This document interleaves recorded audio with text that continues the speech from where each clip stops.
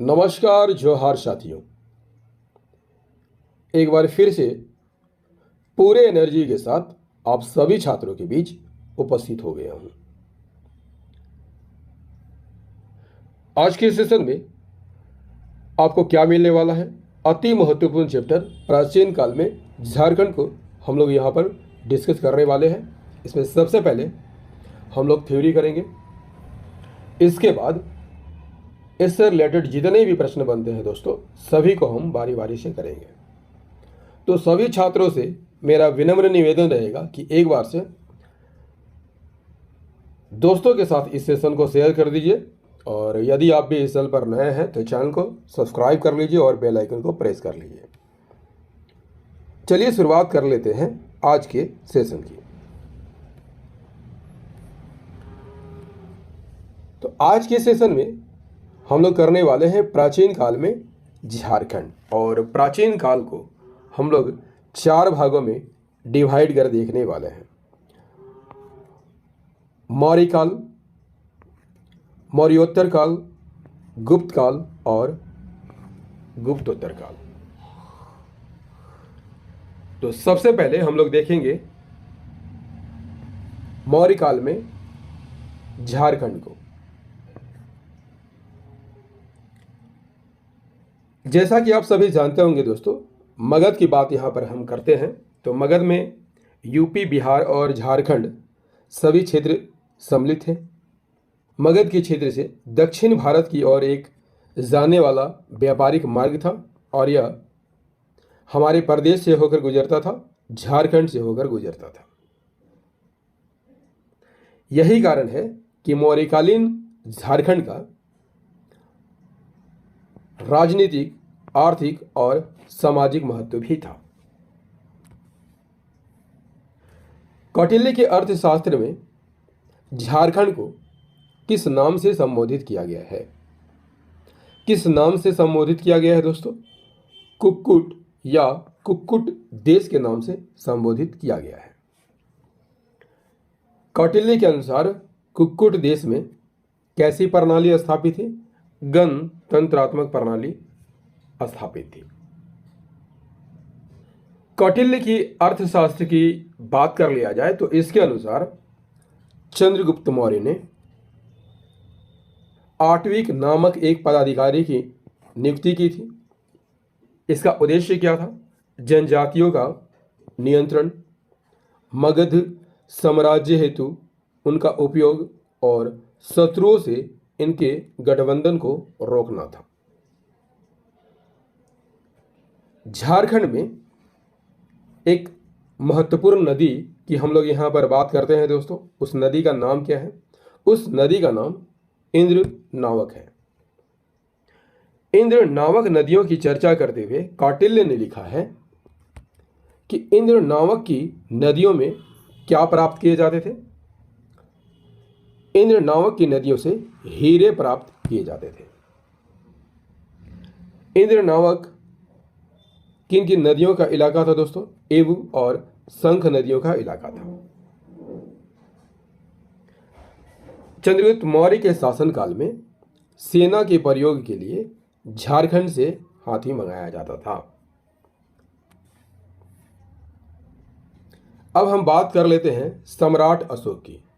सम्राट अशोक आपको मालूम होना चाहिए दोस्तों, चंद्रगुप्त मौर्य के पोते थे और बिंदुसार के पुत्र थे। किसके पुत्र थे?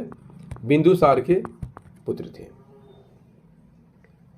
अशोक के शिलालेखों की बात कर लिया जाए तो इसके 13 वृहद शिलालेख हैं और अशोक के 13वें शिलालेख में इसके समीपवर्ती राज्यों का उल्लेख किया गया है। इसकी सूची मिलती है जिसमें से एक आटविक प्रदेश जो कि बघेलखंड से उड़ीसा के समुद्र तट तक फैला था भी शामिल था। अशोक की बात कर लिया जाए तो इनका झारखंड की जनजातियों पर कैसा नियंत्रण था? अप्रत्यक्ष रूप से नियंत्रण था। अशोक के पृथक शिलालेख नंबर 2 में क्या वर्णित है? यह वर्णित है कि इस क्षेत्र की अविदित जनजातियों को मेरे धर्म का आचरण करना चाहिए ताकि लोक और परलोक पर विजय प्राप्त किया जा सके। अशोक ने झारखंड में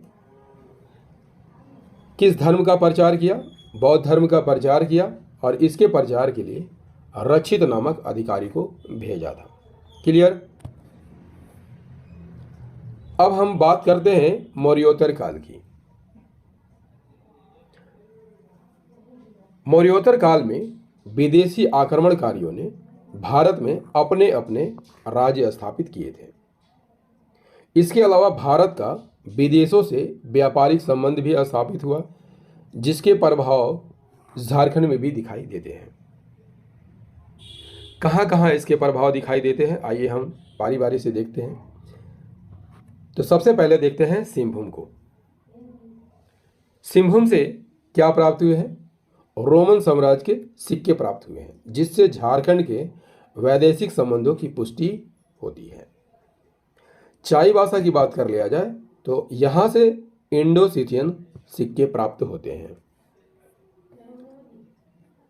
रांची की बात कर लिया जाए तो रांची से गुप्तकालीन सिक्के प्राप्त हुए हैं, जिससे ज्ञात होता है कि यह क्षेत्र कनिष्क के प्रभाव क्षेत्र में था। अब आते हैं गुप्त काल में।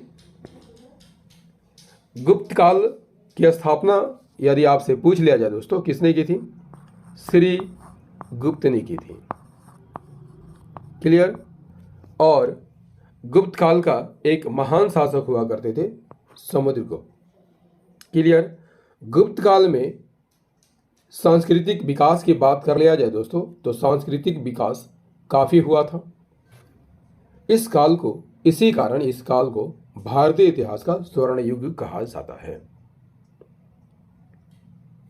हजारीबाग के मदुही पहाड़ से गुप्तकालीन पत्थरों को काटकर निर्मित मंदिर प्राप्त हुए हैं। समुद्रगुप्त की बात कर लिया जाए तो गुप्त वंश का ये सर्वाधिक महत्वपूर्ण शासक माना जाता है। इसे भारत का नेपोलियन भी कहा जाता है।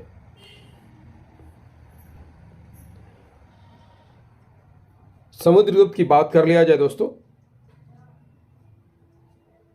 जिन्होंने काफी विजय अभियानों को अंजाम दिया था और इसी विजय का वर्णन किसमें देखने को मिलता है? प्रयाग प्रशस्ति या इलाहाबाद प्रशस्ति में देखने को मिलता है। प्रयाग प्रशस्ति या इलाहाबाद प्रशस्ति की लेखक यदि आपसे पूछ लिया जाए कौन है? हरिसेन है, जो कि समुद्रगुप्त के दरबारी कवि थे। समुद्रगुप्त के इन विजयों में एक क्षेत्र शामिल था, उस क्षेत्र का नाम क्या है? आटविक।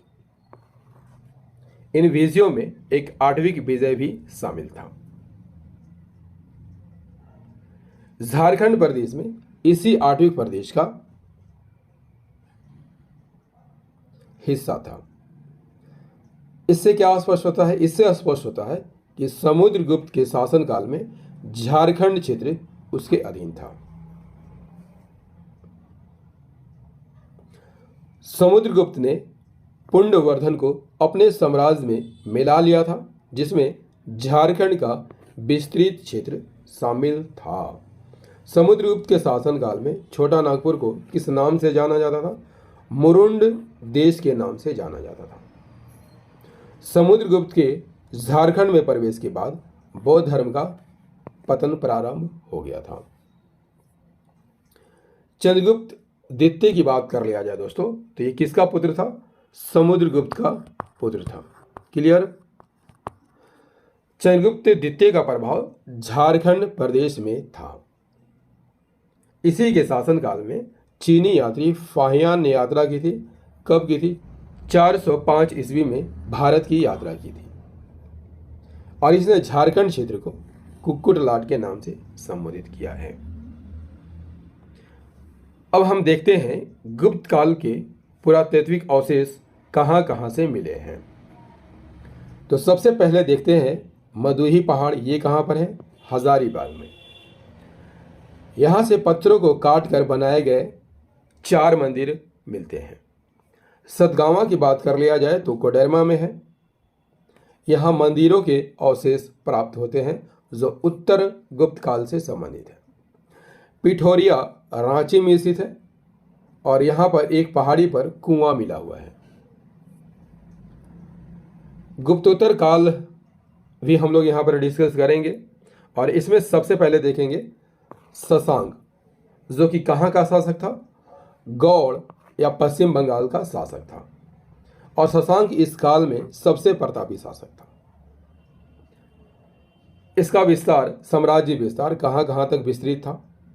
संपूर्ण झारखंड, उड़ीसा और बंगाल तक विस्तृत था। इसी कारण शशांक ने अपने विस्तृत साम्राज्य को सुचारू रूप से चलाने के लिए 2 राजधानियां स्थापित की थी। पहली राजधानी संथाल परगना का बड़ा बाजार था और दूसरी राजधानी दुलमी में बनाया था।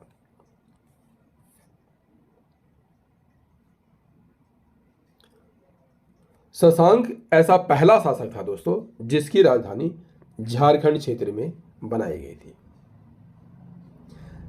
वह किस धर्म का अनुयायी था?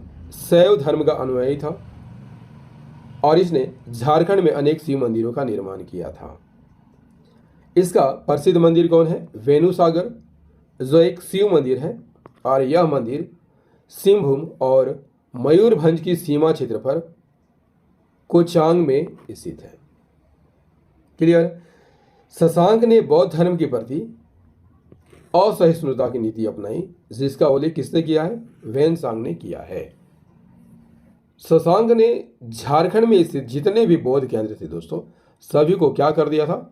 नष्ट कर दिया था और इस तरह झारखंड में बौद्ध जैन धर्म के स्थान पर हिंदू धर्म को उन्होंने लाने में काफ़ी महत्वपूर्ण भूमिका निभाई थी। अब बात कर लेते हैं हर्षवर्धन की। हर्ष की बात कर लिया जाए तो वर्धन वंश का शासक था। इसके साम्राज्य में का जंगल, जिसमें राजमहल का कुछ भाग शामिल था, का जंगल में ही हर्षवर्धन वेनसांग से मिलता है। वेनसांग ने ही अपनी यात्रा वृत्तांत में राजमहल की चर्चा की है। अन्य तथ्यों में हम देख लेते हैं हर्यक वंश का बिंबिसार। यदि आपसे पूछ लिया जाए दोस्तों कि हर्यक वंश की स्थापना किसने की थी? बिंबिसार ने की थी। बिंबिसार झारखंड क्षेत्र में बौद्ध धर्म का प्रचार करना चाहता था। नंद वंश की बात कर लिया जाए तो नंद वंश के समय झारखंड जो है मगध साम्राज्य का हिस्सा था। नंद वंश की सेना में यदि आपसे पूछ लिया जाए दोस्तों, हाथी की आपूर्ति कहाँ से की जाती थी? झारखंड के जंगलों से की जाती थी और इस सेना में झारखंड के जनजातीय लोग भी शामिल थे। झारखंड में दामोदर नदी के उद्गम स्थल तक मगध साम्राज्य की सीमा का विस्तार माना जाता है। पलामू की बात कर लिया जाए दोस्तों तो झारखंड के पलामू में चंद्रगुप्त प्रथम द्वारा निर्मित मंदिर के अवशेष प्राप्त हुए हैं।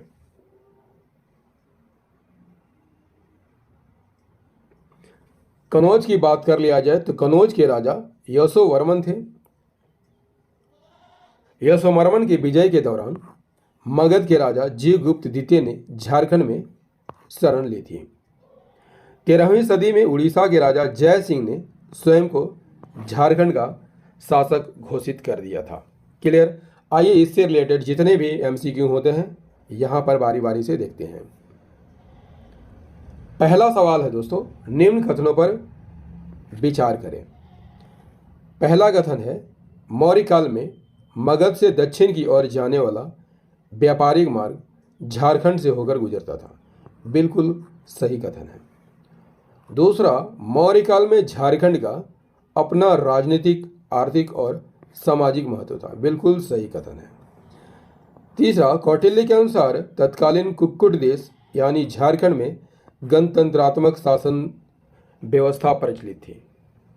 तीसरा कथन भी सही है दोस्तों। उपरोक्त में से सभी कथन यहाँ पर सही है। Option number D is the correct answer. उपयुक्त तीनों कथन यहाँ पर सही है। नेक्स्ट क्वेश्चन नंबर 2, कौटिल्य के अर्थशास्त्र में झारखंड के लिए प्रयुक्त किया गया शब्द कौन है? कुक्कुट देश, कुक्कुट, उपरोक्त दोनों या इनमें से कोई नहीं। Answer is the option number C, उपरोक्त दोनों के नाम से संबोधित किया गया है।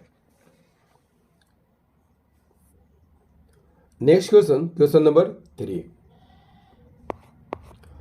कौटिल्य के अनुसार झारखंड में किस प्रकार की शासन प्रणाली स्थापित थी? कौटिल्य के अनुसार झारखंड में किस प्रकार की शासन प्रणाली स्थापित थी? Answer is the option number B, that is गणतंत्रात्मक प्रणाली स्थापित थी। Next question, question number 4। Chandragupta Maurya के शासनकाल में सेना के प्रयोग हेतु इनमें से कौन सी चीज झारखंड से मंगाई जाती थी? Answer is the option number C, हाथी मंगाई जाती थी। Next question, question number 5। Kautilya ने झारखंड के इंद्र नामक नदियों से किस चीज के प्राप्त होने का उल्लेख किया है? सही आंसर हो जाएगा दोस्तों ऑप्शन नंबर डी, हीरे की प्राप्ति का उल्लेख किया है। Next question, question number 6। Jharkhand प्रदेश में अशोक द्वारा बौद्ध धर्म के प्रचार हेतु किस अधिकारी को भेजा गया था? सही आंसर हो जाएगा ऑप्शन नंबर बी, रक्षित को भेजा था। Next question, question number 7। किस मौर्य सम्राट के कलिंग अभिलेख में झारखंड के संबंध में वर्णित है कि इस क्षेत्र के जनजातियों को मेरे धर्म का आचरण करना चाहिए? सही आंसर हो जाएगा ऑप्शन नंबर सी, अशोक के कलिंग अभिलेख में ऐसा वर्णन किया गया है। Next question, question number 8। Ashok द्वारा जनजातियों के बीच बौद्ध धर्म के प्रचार के लिए जिसे भेजा जाता है उसे क्या कहते हैं? Answer is the option number B, आठवीं कहा जाता है। Next question number 9। झारखंड के किस स्थान से रोमन साम्राज्य के सिक्के प्राप्त हुए हैं? सही आंसर हो जाएगा सिंहभूम से प्राप्त हुए हैं। अगला सवाल, निम्न में से झारखंड के किस स्थान से इंडो सीथियन सिक्के प्राप्त होते हैं? इसका सही आंसर हो जाएगा ऑप्शन नंबर सी, चाईबासा से इंडो सीथियन सिक्के प्राप्त हुए हैं। Next question, question number 11। Jharkhand के निम्न में से किस स्थान से कुषाण कालीन सिक्के प्राप्त हुए हैं? Answer is option number B, Ranchi से कुषाण कालीन सिक्के प्राप्त होते हैं। 12 क्या कहता है दोस्तों, हजारीबाग के किस स्थान से गुप्तकालीन पत्थरों को काटकर मंदिर बनाए गए हैं? सही आंसर हो जाएगा ऑप्शन नंबर सी, मधुही पहाड़ को काटकर मंदिर बनाए गए हैं। Next question, question number 13। Jharkhand में मुंडा पाहन तथा महतो व भंडारी प्रथा किस काल की देन माना जाता है? Option number B is the correct answer, that is Gupta काल का देन माना जाता है। अगला सवाल, समुद्रगुप्त के शासनकाल में झारखंड का उल्लेख किस नाम से किया गया है? Option number B is the correct answer, Murund देश के नाम से किया गया है। Question number 15। निम्नलिखित में से किस गुप्त शासक ने पुंडवर्धन को अपने साम्राज्य में मिला लिया जिसमें झारखंड का विस्तृत क्षेत्र शामिल था? Answer is the option number D, Samudragupta. Next question, question number 16। Chandragupta द्वितीय के शासनकाल में भारत आए चीनी यात्री फाहियान ने झारखंड के लिए किस शब्द का प्रयोग किया है? सही आंसर हो जाएगा ऑप्शन नंबर ए, कुक्कुटलाड से संबोधित किया है। Question number 17। झारखंड के निम्न में से किस स्थान पर गुप्तकालीन बौद्ध अवशेष प्राप्त नहीं हुए हैं? गुप्तकालीन अवशेष सतगावा से मिलते हैं, मधुही पहाड़ से भी मिलते हैं, पिठोरिया से भी मिलते हैं। Option number D is the correct answer, Venu Sagar से प्राप्त नहीं हुए हैं। क्वेश्चन नंबर 18, गुप्त काल से संबंधित निम्न कथनों में से कौन सा कथन सत्य है?